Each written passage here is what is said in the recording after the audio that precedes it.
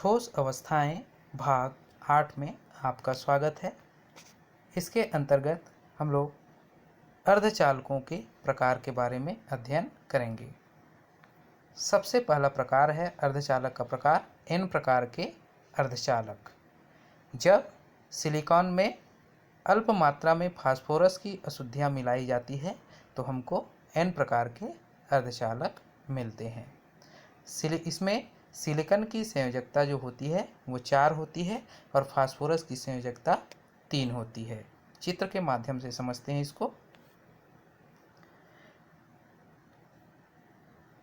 यहाँ पर चारों तरफ जो है वो सिलिकॉन है जिसमें 4-4 इलेक्ट्रॉन आपको दिखाई दे रहा है और इसमें अशुद्धियों के रूप में इनके बीच के क्रिस्टल में एक क्या आ गया है, बोरॉन आ गया है जिसकी संयोजकता कितनी है, 5 है। या आर्सेनिक या Hb एंटीमनी है जिसकी संयोजकता कितनी है, 5 है। अब इस 5 इलेक्ट्रॉनों में से 4 इलेक्ट्रॉन जो होते हैं वो सिलिकॉन के साथ बंध बनाने में भाग ले लेता है, लेकिन एक इलेक्ट्रॉन यहाँ पर जो है क्या रहता है, अतिरिक्त क्रिस्टल जालक में बचा हुआ रहता है। सीधा सा मतलब क्रिस्टल जालक में एक इलेक्ट्रॉन अतिरिक्त हो जाता है। चूँकि इलेक्ट्रॉन जो है वो नेगेटिव होता है, अतः पूरा क्रिस्टल भी क्या हो जाता है, नेगेटिव हो जाता है और इसी मुक्त इलेक्ट्रॉन के कारण ये नेगेटिव टाइप या एन टाइप सेमीकंडक्टर या अर्धचालक कहलाते हैं। दूसरा प्रकार है पी प्रकार के अर्धचालक।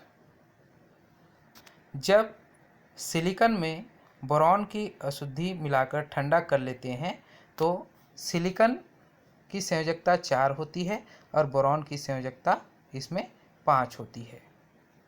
तो सिलिकॉन और बोरॉन आपस में मिलकर पी प्रकार के अर्धचालक कैसे बनाते हैं या पॉजिटिव टाइप अर्धचालक कैसे बनाते हैं उसको चित्र में समझने का प्रयास करते हैं। इसमें सिलिकॉन, ये चारों तरफ सिलिकॉन का क्रिस्टल है जिसमें आपको सिलिकॉन सिलिकॉन ही मिलेगा और बीच में बोरॉन की अशुद्धियाँ मिला दी गई है। जब बोरॉन के परमाणु बीच में आते हैं तो चूंकि बोरॉन की संयोजकता कितनी होती है, 3 होती है, तो 3 इलेक्ट्रॉन सिलिकॉन के साथ यहाँ पर 3 बंध बनाने में भाग ले लेते हैं, लेकिन चौथा जगह बंध का निर्माण नहीं होता है क्योंकि बोरॉन के पास यहाँ पर इलेक्ट्रॉन उपस्थित नहीं है, इसलिए यहाँ पर एक छिद्र का निर्माण हो जाता है और एक इलेक्ट्रॉन कम होने के कारण पूरा जो क्रिस्टल होता है वो क्या हो जाता है, धनात्मक हो जाता है। इस प्रकार सिलिकॉन के क्रिस्टल में बोरॉन की अशुद्धियाँ मिला दी जाती है या 4 संयोजकता वाले परमाणुओं के क्रिस्टल में 3 संयोजकता वाले परमाणुओं की अशुद्धियाँ मिला दी जाती है या डोपिंग कर दिया जाता है, तो इसे पी प्रकार का अर्धचालक प्राप्त होता है।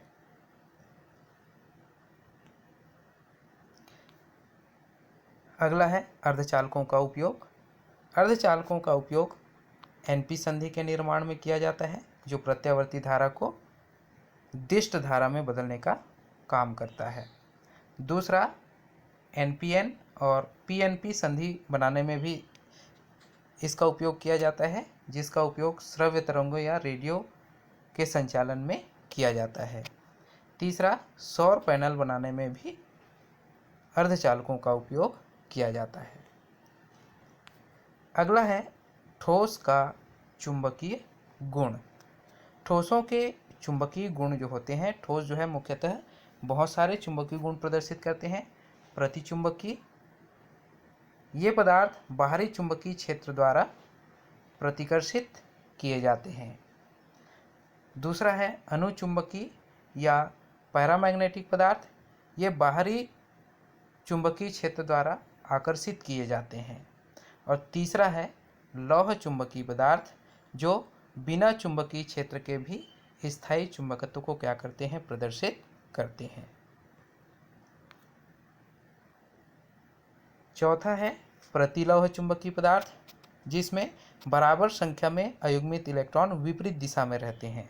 जैसे 3 इलेक्ट्रॉन जो है ये 2 इलेक्ट्रॉन ऊपर की तरफ है तो 2 इलेक्ट्रॉन किधर रहेगा, नीचे की तरफ रहेगा। इसमें इस तरीके से आप देख सकते हैं। तो 2 इलेक्ट्रॉन ऊपर की तरफ और 2 इलेक्ट्रॉन नीचे की तरफ बराबर संख्या में अयुग्मित इलेक्ट्रॉन रहते हैं। चौथा है लघु लौह चुंबकीय पदार्थ। जब किसी पदार्थ में इलेक्ट्रॉनों की असमान संख्या विपरीत दिशा में संरेखित हो। सीधा सा मतलब ये है कि जब यहाँ पर 3 इलेक्ट्रॉन ऊपर की तरफ सिंगल सिंगल हो और इधर 2 इलेक्ट्रॉन जो है वो नीचे की तरफ हो, मतलब असमान संख्या में है, 3 ऊपर की तरफ है तो 2 नीचे की तरफ है, इसे हम लघु लौह चुंबकीय पदार्थ कहते हैं। आइए चित्र के माध्यम से इसको समझने का प्रयास करते हैं।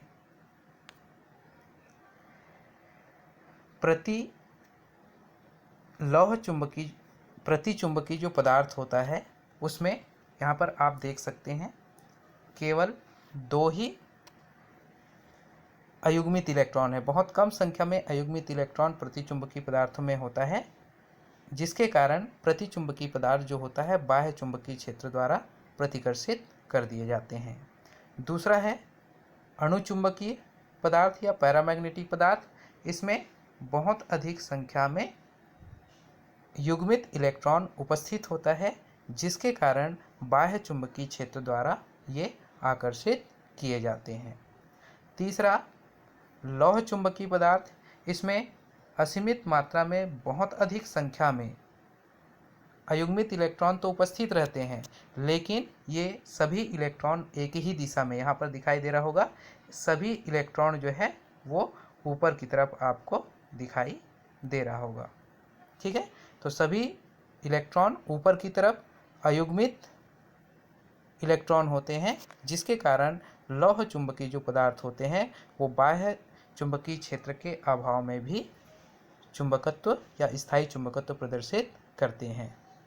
तीसरा प्रतिलौह चुंबकीय पदार्थ। इसमें समान संख्या में इलेक्ट्रॉन विपरीत दिशा में आपको दिखाई देगा। इसमें यहाँ पर आप देख रहे हैं ऊपर की तरफ 1 इलेक्ट्रॉन, 2 इलेक्ट्रॉन और 3 इलेक्ट्रॉन, तो नीचे की तरफ भी 1 इलेक्ट्रॉन, 2 इलेक्ट्रॉन और 3 इलेक्ट्रॉन संरेखित है। तो यहाँ पर समान संख्या में जब इलेक्ट्रॉन विपरीत दिशा में संरेखित हो या उपस्थित हो तब उस प्रकार के पदार्थ जो है वो प्रतिलौह चुंबकीय पदार्थ कहलाते हैं। और चौथा है लघु लौह चुंबकीय पदार्थ। इसमें असमान संख्या में इलेक्ट्रॉन विपरीत दिशा में संरेखित होते हैं। ऊपर की तरफ यहाँ पर 3 इलेक्ट्रॉन है तो नीचे की तरफ कितना इलेक्ट्रॉन है, 2 इलेक्ट्रॉन है। इस प्रकार के जो पदार्थ होते हैं उसे लौह चुंबकीय पदार्थ कहा जाता है। ये सारे जो गुण हैं वो ठोस के चुंबकीय गुण के अंतर्गत आते हैं।